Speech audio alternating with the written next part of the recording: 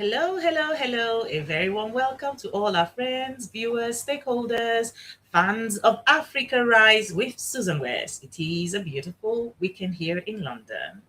It is a beautiful Saturday, and I do hope that wherever you are joining this broadcast from, that you are having a wonderful Saturday. And as you join this broadcast, please do the needful, which is create watch parties, invite your friends, share this broadcast. If you haven't liked, followed, or subscribed to our channels, please do so. It is Africa Rise TV on YouTube, Africa_Rise.tv on Instagram, and SWOB21, SWOB21. Yes, so right about now, there's been so much going on in Nigeria. And so we're going to keep talking about Nigeria as matters arise. And so, of course, you are free to call in and make your contributions. We will be making the phone lines available as we go on. And if you'd like to pop on screen with me, I will absolutely love that. If you're not shy, please indicate on the comment section by saying flash guest, and I will invite you on. Okay?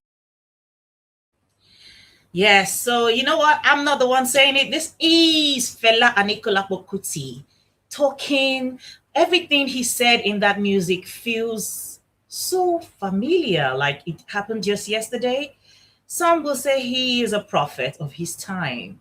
Everything that Fela Anikulapo Kuti spoke about, sang about, is beginning to play itself again now that President Muhammadu Buhari is back in power. How weird, I would say. So welcome as you join. Of course, remember to send in your questions and comments. And it is a flash guest episode, which means that we will provide phone lines for you to call in and make your contributions. Or if you want to pop on screen with me, I will absolutely love that. We want to analyze. Today's episode, we want to try to analyze some of the events that have been unfolding in Nigeria. And let's begin to tickle our minds and, just the way we reason things so that we can begin to deduce for ourselves what the real deal is, what the script is, what the real story about Nigeria is. And this is not about one person knowing it all. This is about me and you analyzing the situation in Nigeria, present day Nigeria, and so that, of course, we can begin to put one and one or two and two together and understand what our fate is. Before I go ahead, I want to play. There's an interview that was done, a chat that Chief Femi Kayode had with some people. I just want to play that video simply because there was a little bit of historical background to some of the issues we're facing. When we do that, we will then come back to continue our discussion. And the problem that we have in this country today.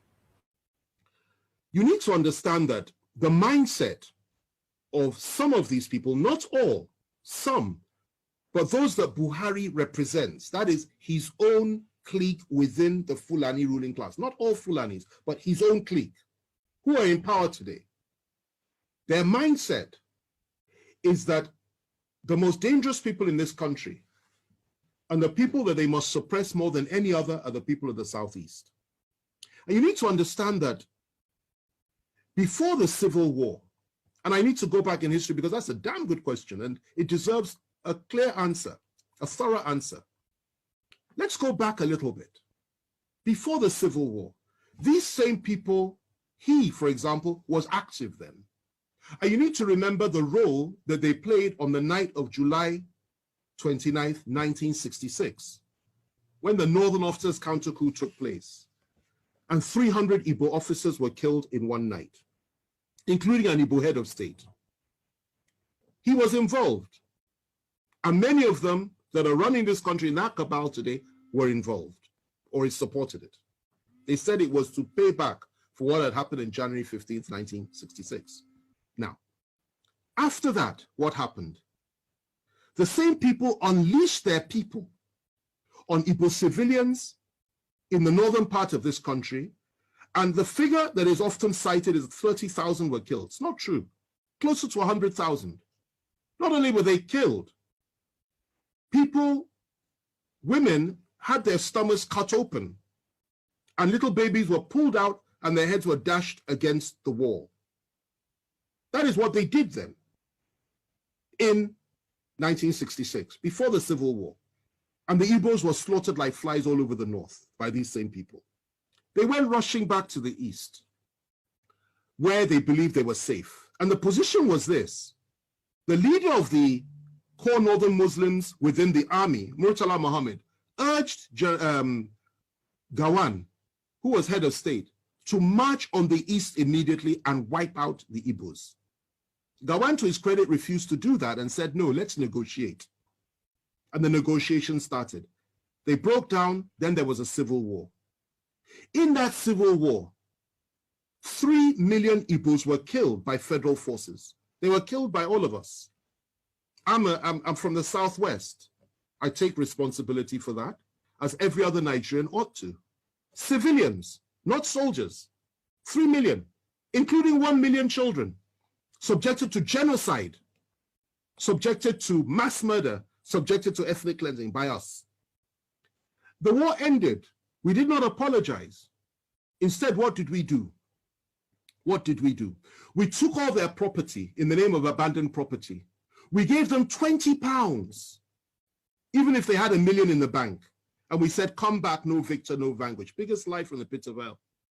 There was a victor and there was a vanquished. And we all know who was who. They came back into Nigeria and we reintegrated them. But even with all the reintegration, no Igbo man could be trusted to be General Officer Commanding GOC until Obasanjo came to power in 1999. Igbos were not allowed to rise up within the military or in any power configuration in the country. It was something that was understood, that you never put an Igbo man in a position of real power. You can give him appointments, but you don't put him in a position of real power. Okay.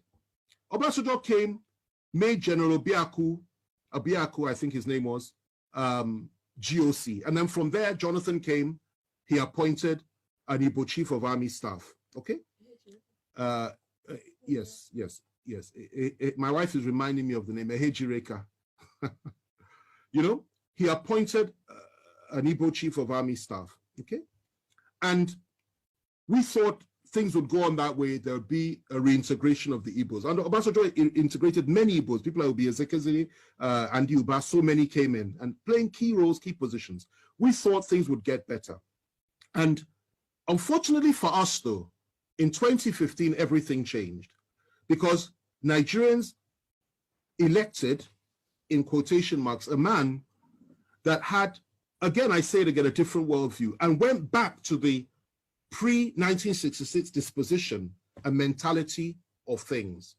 And that position was that Igbos cannot be trusted.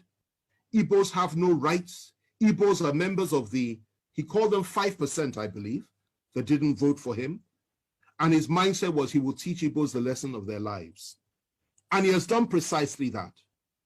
If the killings had stopped then, I would have said, okay, fine.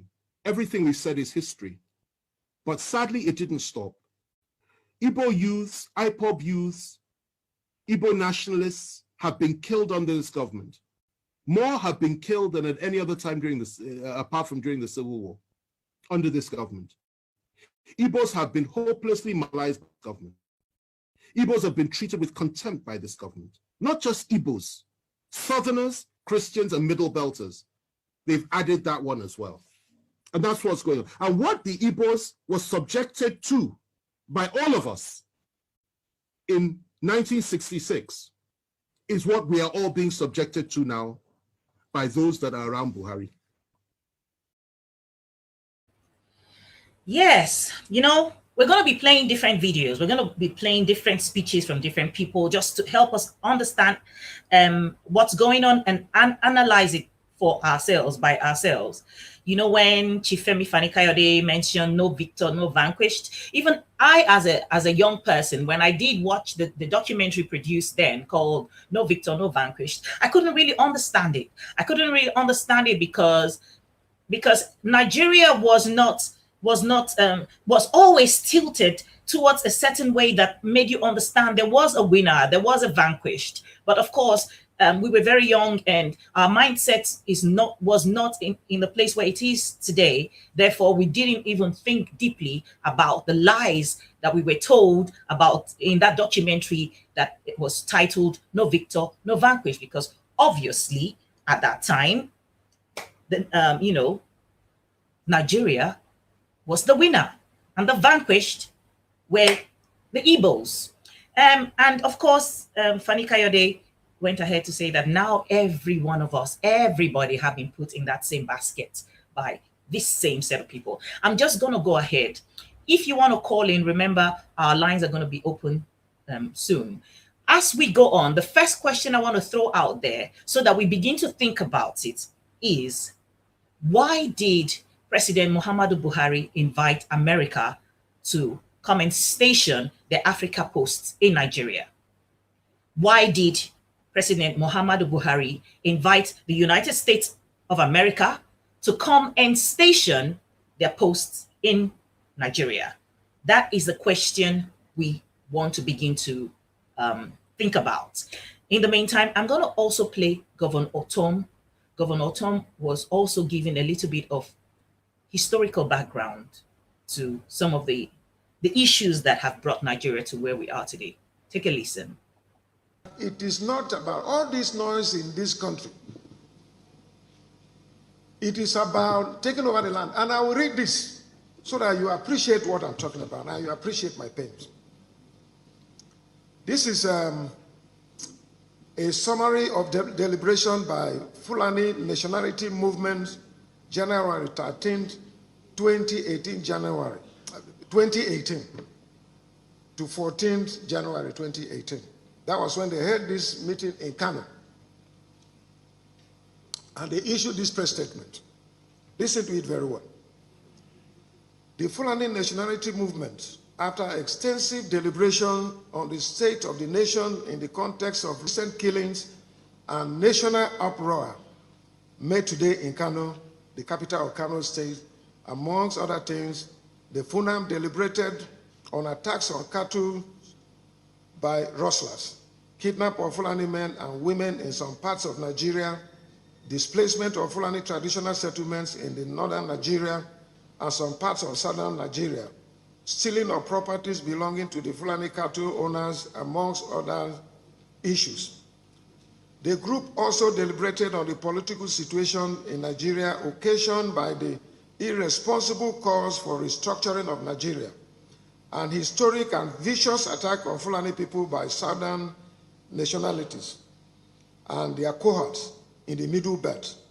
The plot to ensure Fulani are pushed out to backbench in the power equation in Nigeria, and above all, the vicious campaign against the God-ordained place of Fulani as a leading star guard in Nigeria. And after extensive deliberation, we hereby make the following declaration. Listen very well. A, the killings in Benue State of the thief is well deserved. It was a revenge attack on series of onslaught on the Fulani, which most parodious on November 17, 2017, and when 30 Fulani men and women were killed in Nasarawa State. We noticed the recalcitrant culture of the thief people as demonstrated even in the 1804 jihad, when they obstructed our ordained conquest of Nigeria. B, we condemn the media propaganda again to wage war against the Fulani and supported by Yoruba Igbo and their bigotry allies in the Middle Belt. That we are aware of plots by minority ethnic groups in the Middle Belt to attack Fulani settlements. D, that we have asked all Fulani across West Africa to raise money and arms to prosecute the oncoming war. We call on all Fulanis to prepare for this holy war. There is no going back. All over the world, Nigeria is the only country given to Fulani by God.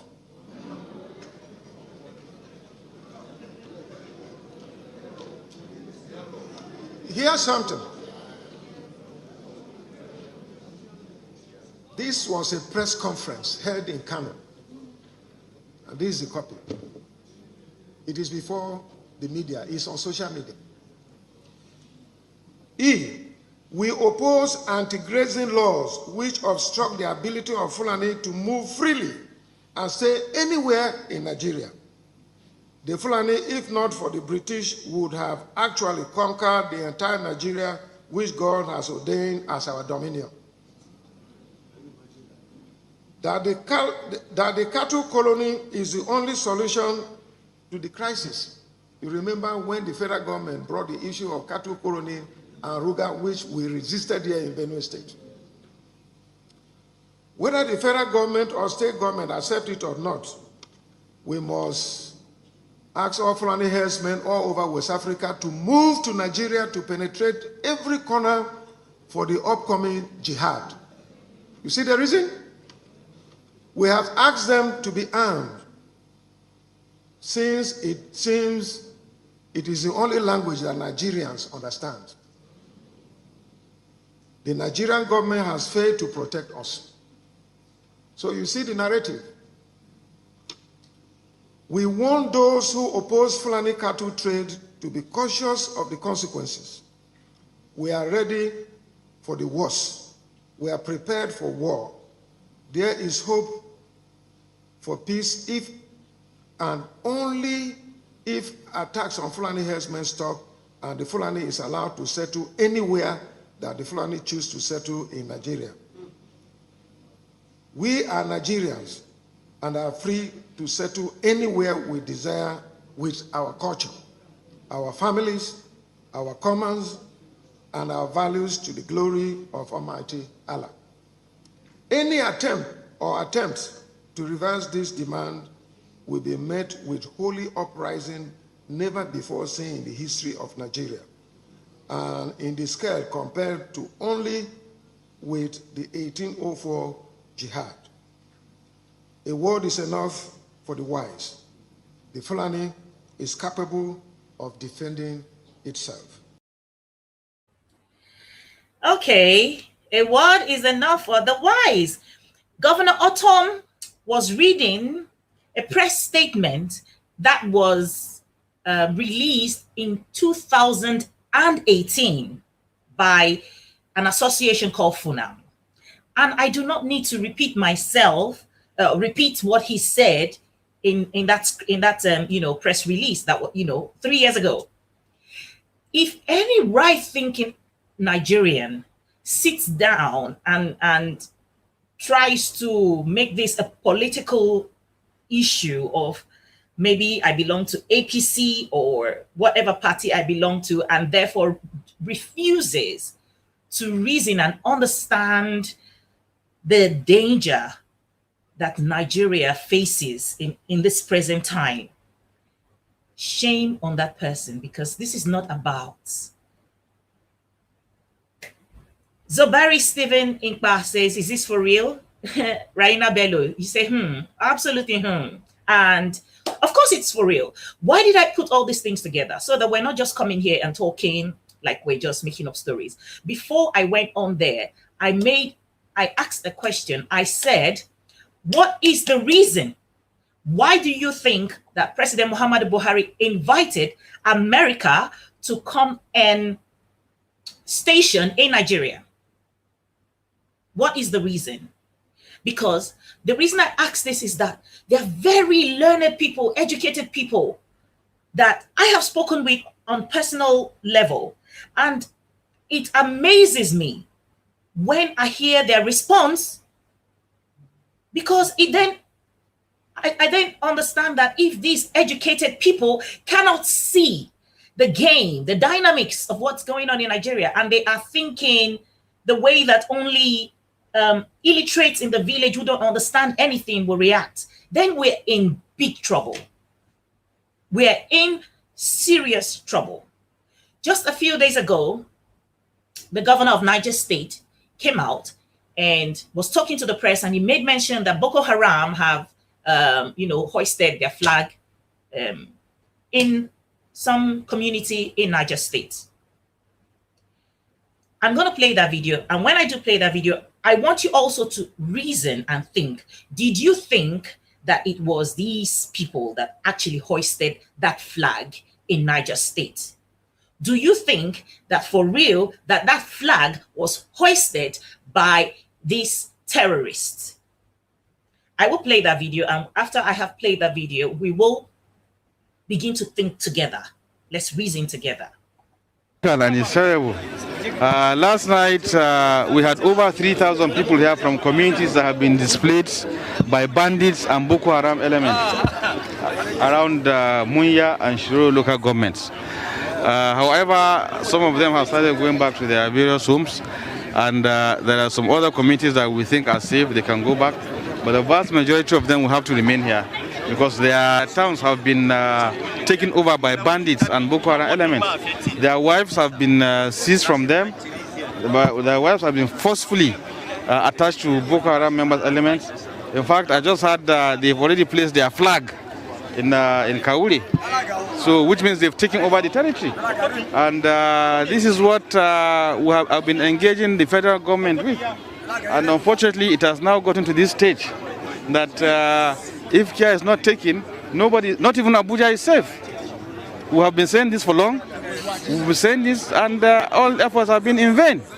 I hope with the outcome of these banditry activities and terrorist activities, I hope the time has come now to see reasons for a very coordinated military action to take place so that we displace. The Boko Haram elements are trying to use these areas as their home, just like they did in Sambisa. Well, Sambisa is hundreds of kilometers away from Abuja, but Kaure is less than 2 hours drive to Abuja, so nobody is safe anymore. Not even Abuja is safe. So this is the time to act. But everybody, all hands must be on deck.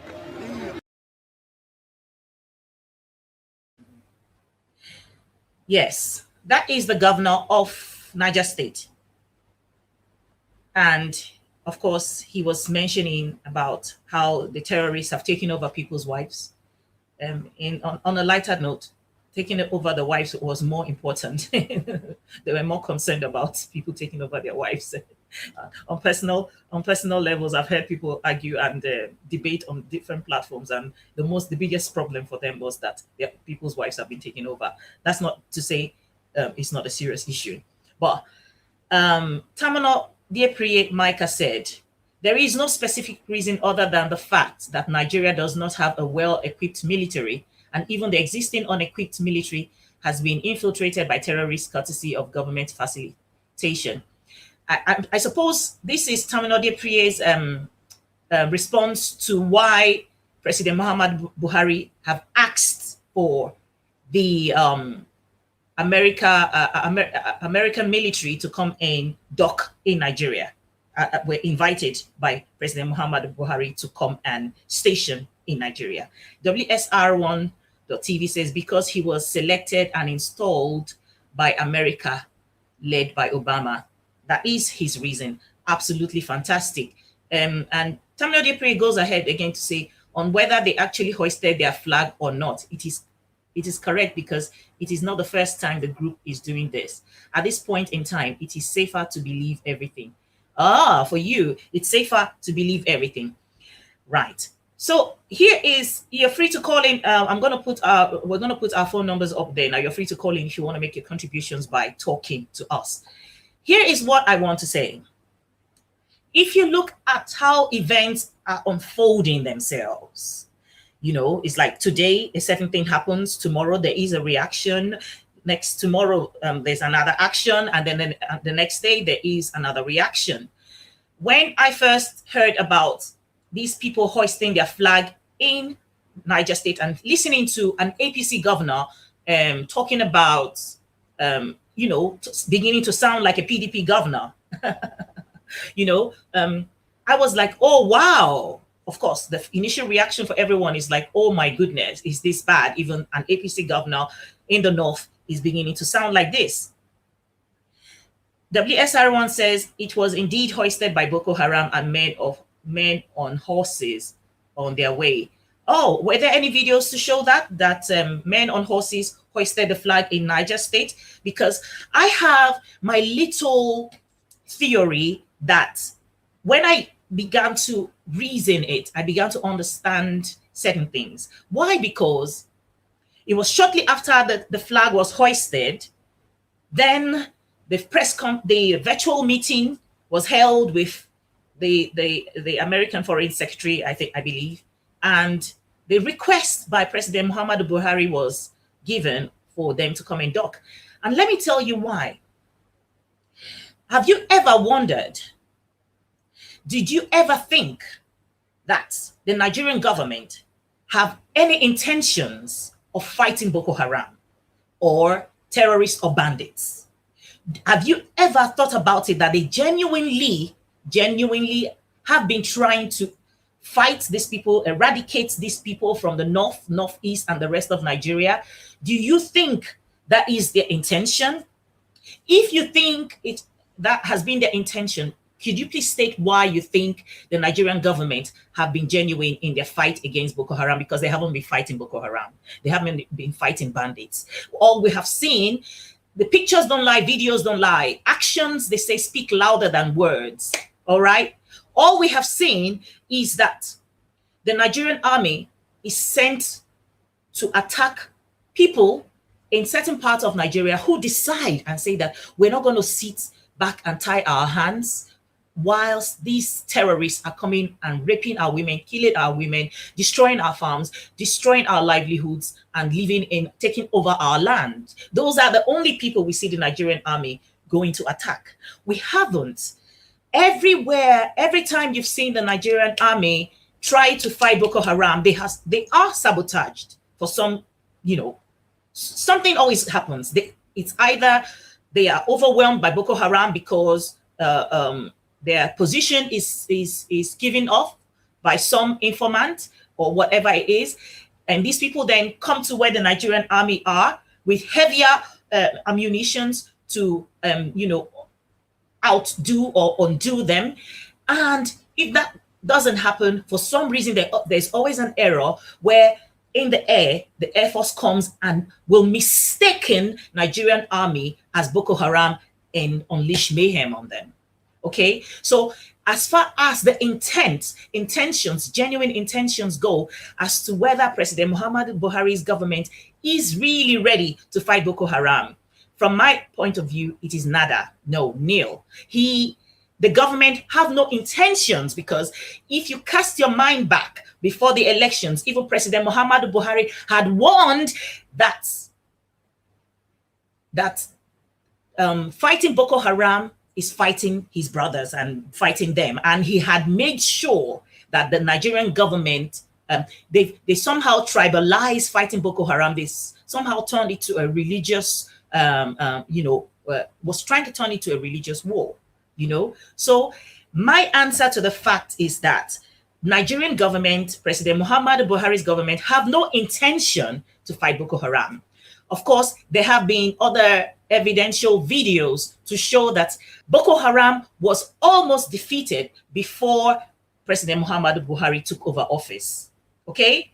Jonathan's government hired mercenaries to come and fight Boko Haram, and they were successful. And they could have this thing about Boko Haram and terrorism would have been a thing of the past, at least it could have been brought down to the barest minimum. But when they came, what did they do? They canceled the contract for these people who were fighting and killing Boko Haram. And so when that happened, of course, we now know that they have no intentions. The next question is going to be, why don't they have any intentions of fighting Boko Haram? From my end, the simple reason is because Boko Haram is the tool that they use to get themselves into office. Boko Haram is also the tool they're going to use from everything that we have seen and read out online and everywhere else, the telltale signs of the Fulanization agenda of Nigeria. Some people are scared to say it as it is, but it is the truth. It is the truth. How else would you tell me that President Muhammadu Buhari decides to open up the borders of Nigeria and says nobody needs visa to come into Nigeria? And then the Fulanis from all, you know, the other western parts of Nigeria, all trooping into Nigeria. In that press statement that was released in 2018, it is evidentially clear what the big plan has been. The reason why a governor will call for federal help, because there have been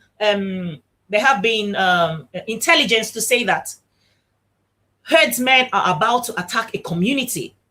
And such a governor will be put on hold on phone trying to talk to the president of Nigeria. A governor is put on hold for 1 hour, 15 minutes, 2 hours, not able to speak to the president.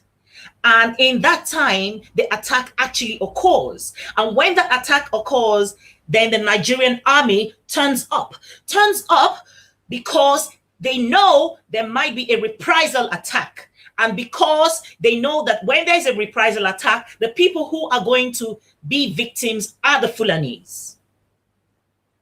How else do you want anybody to explain what is going on in Nigeria for you?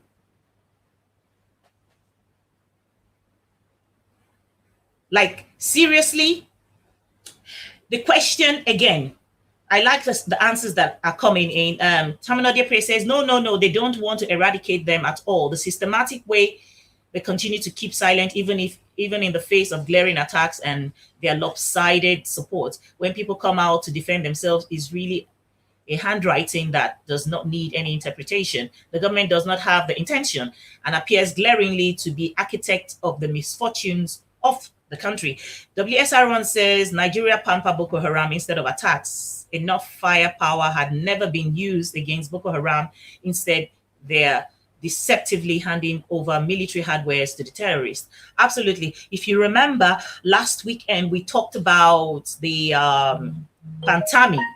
Pantami, who is a terrorist sympathizer, who is now a minister of communication, you know, and they were talking about him being repentant. The reason why President Muhammadu Buhari does not care at all what anybody says whether it's Nigeria, outside Nigeria, when he gives all the relevant positions of authority in governance or in government to Fulani people, is because this is his sole purpose of running again, to the point where he broke down. The tough general broke down in public and was crying. He was crying because there was an agenda. He had to fulfill it. He was their, I won't call him the Messiah, no. He was the person that was ordained to make sure that they were able to bring, into fruition all the evil plans.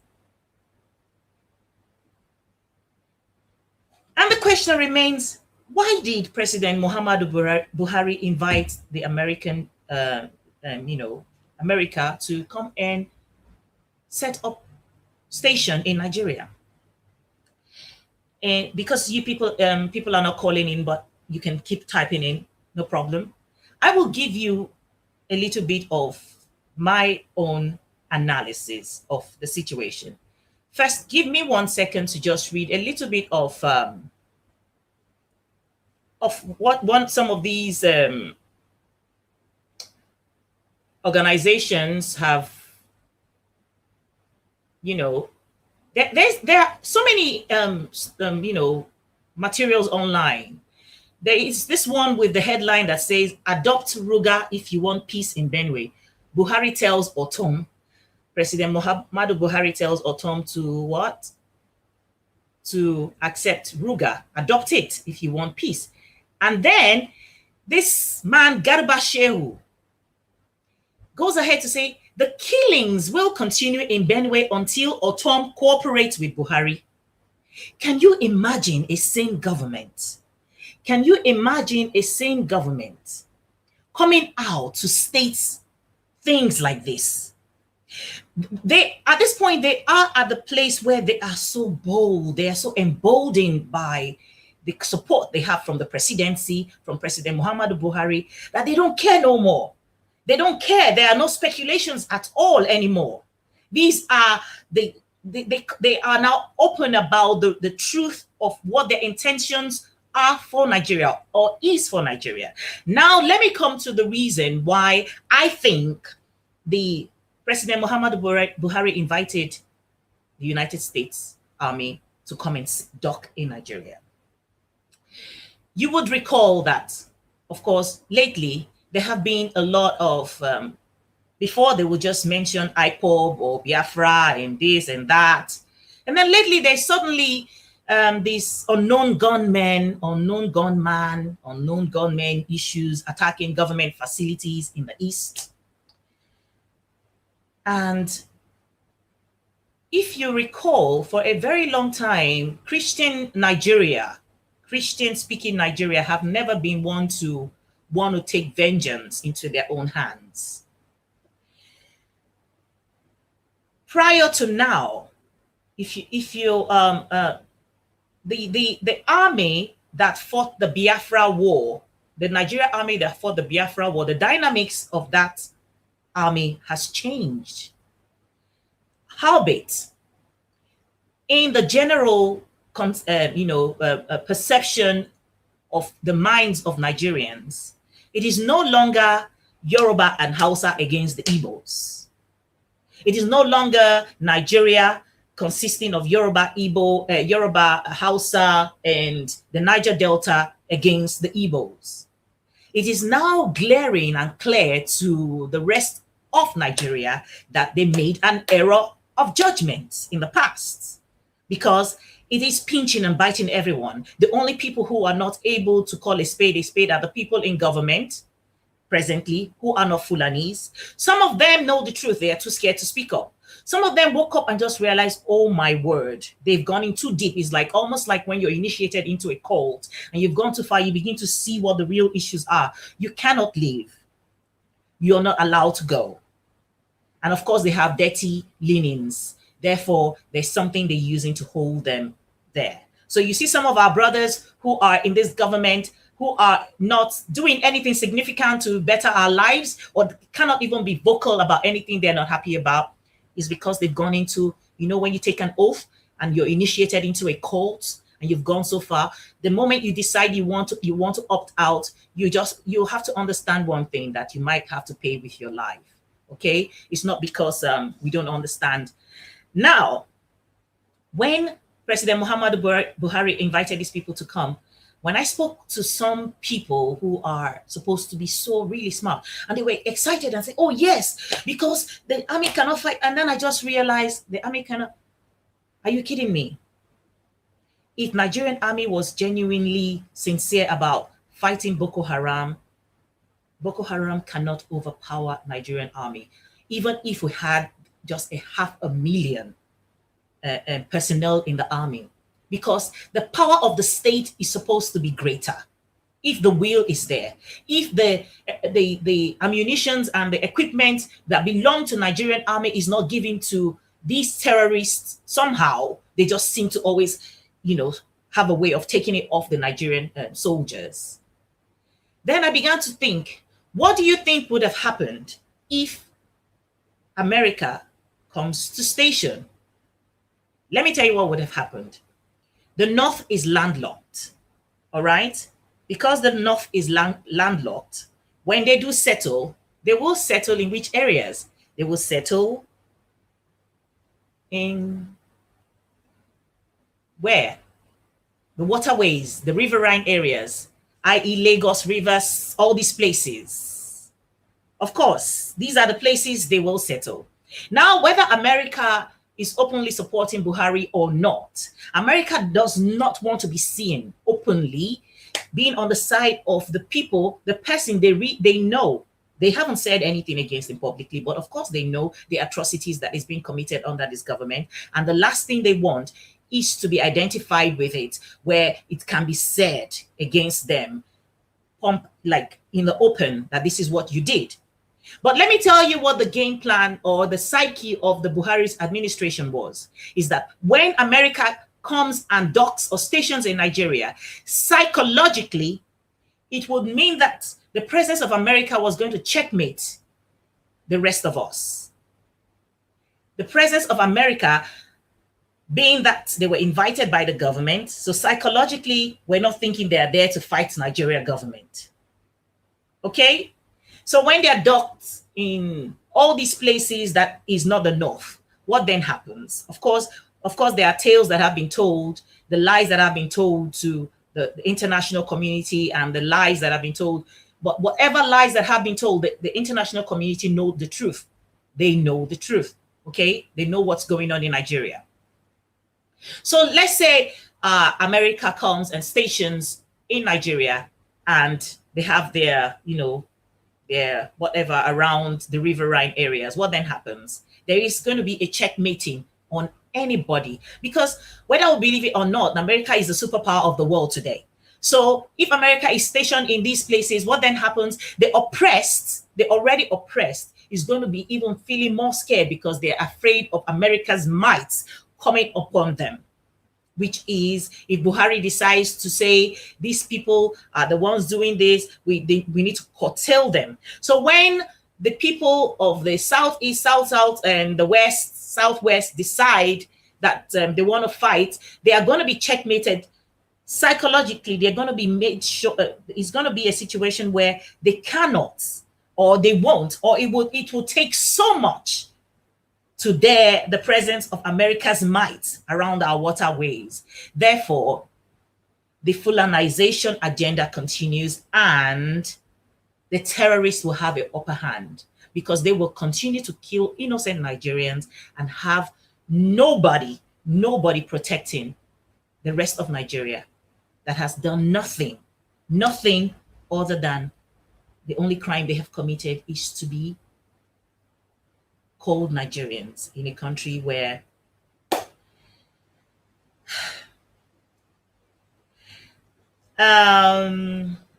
Obi-Man says Buhari does not seem to be the president of all Nigeria. Looks like for him it is a strategic war. He is leading his people very well. Absolutely, it is a strategic war and he is leading his people very well. There are people who are from the north who don't agree with what is going on, but they can't come out and talk publicly. They can't come and voice these things openly. But when you talk to them one-on-one, you can understand these are Muslims. You can understand that they don't agree with what is going on, but they cannot openly come and state these things. WSR1.tv says the said governors are the problem of all the nonsense going on. They secretly subscribe for loyalty to Fulanis and to do their biddings. Now the people are waking up and the governors are jittery. Absolutely. So you see, if America doesn't come to dock and station in Nigeria, praise God. Praise God. For the people who don't understand, who think that, hey, America is, no, America shouldn't bring that. What we need America to do is for the government of America to openly condemn what is going on in Nigeria under President Muhammadu Buhari. Openly condemn it. If you don't condone it, you condemn it. We don't need them to come and station in our country, in our territories.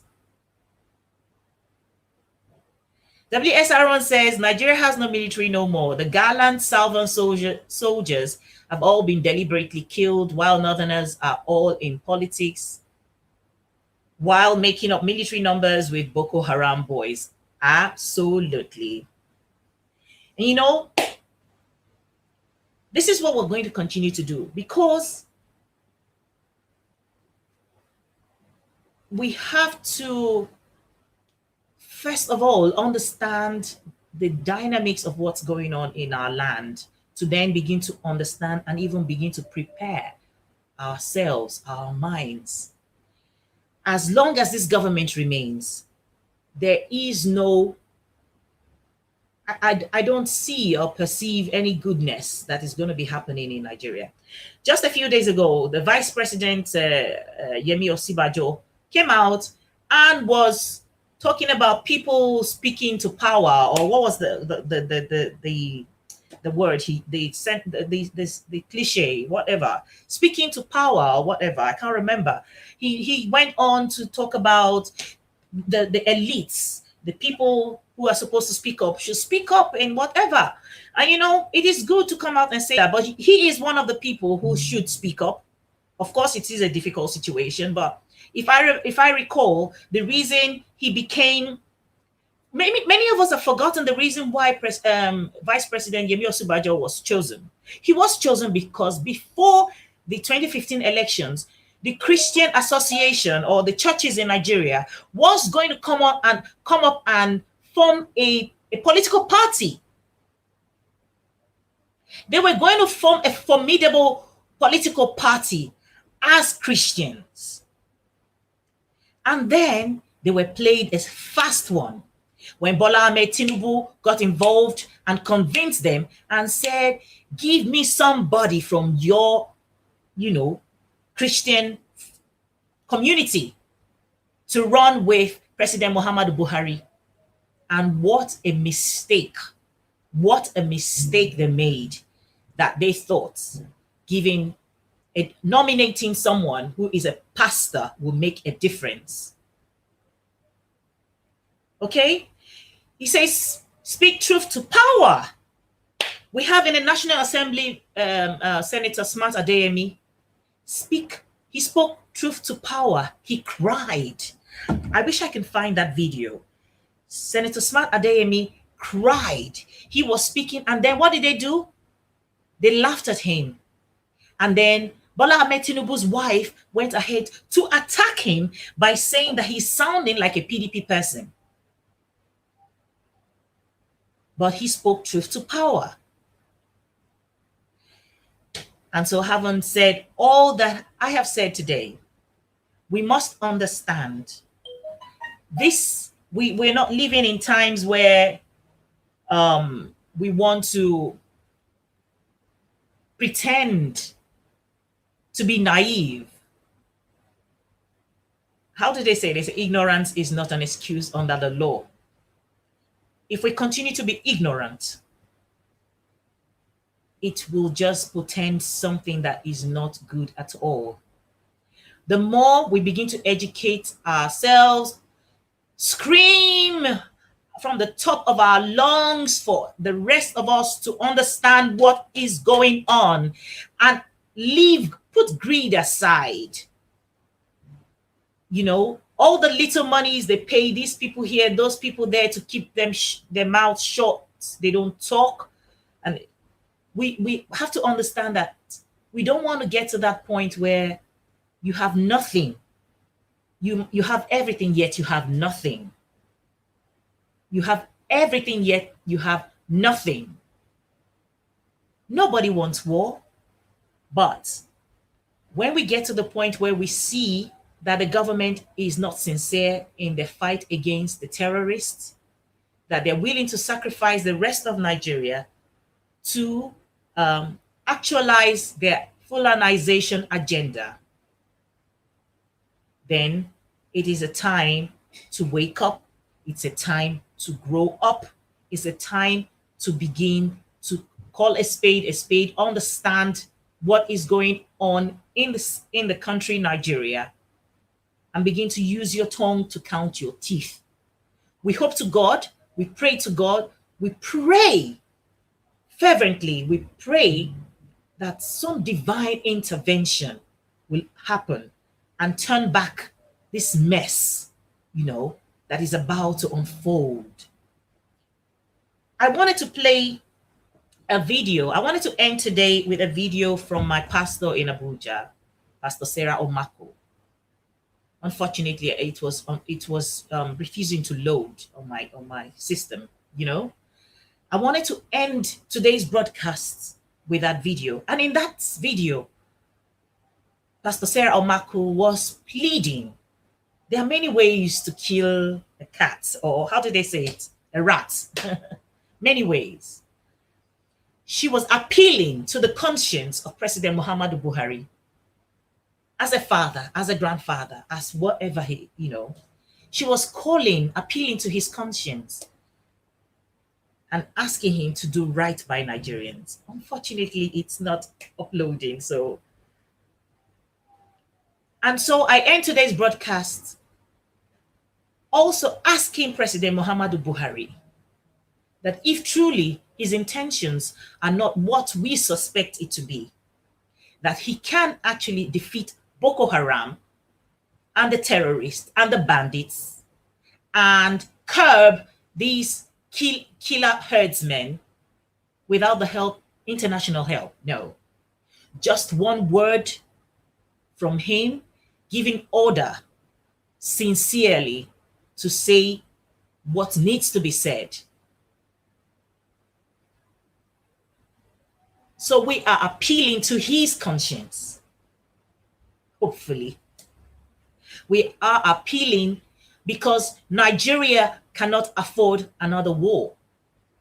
But there is nobody who will sit down or stand aside and watch their lives being taken away without any kind of resistance. And so with that, WSR1 says, Tinubu's greed and quest for power brought Nigeria's Buhari. Yeah. Obi-Man says, the best thing US could do for Nigeria at this time is targeted sanctions at elements in Buhari's government and the army. Absolutely. WSR1 says, Yemi, the weakest vice president ever across the world. Yes. And so my prayers continue to remain with my dear people living on the continent and in the country Nigeria. Nigeria still has an opportunity to make a U-turn. We do not want any more bloodshed. If we cannot cohabit peacefully, we can at least try to go our separate ways in a peaceful manner. So we appeal to the conscience of President Muhammadu Buhari. Please do right by Nigerians. Do right by human beings. Do right by human beings. Life is precious, and every life is precious, even those of Nigeria or Nigerians. And so that brings us to the end of today's broadcast. Remember to join us tomorrow, where I have very sound minds help us analyze even more the situation that Nigeria is facing and as it unfolds and continues to unfold. So join us tomorrow. Tomorrow we have Dr. Charles Sinkala and Barrister Yesufu. If you haven't liked, followed, or subscribed to our channels, please do so. It is Africa Rise TV on YouTube, Africa_Rise.tv on Instagram, and SWOB21, SWOB21 on Facebook. And I will see you tomorrow, God willing. Same time, join us. Keep it locked here. I will see you at 6 p.m. I love you and God bless you. Bye-bye.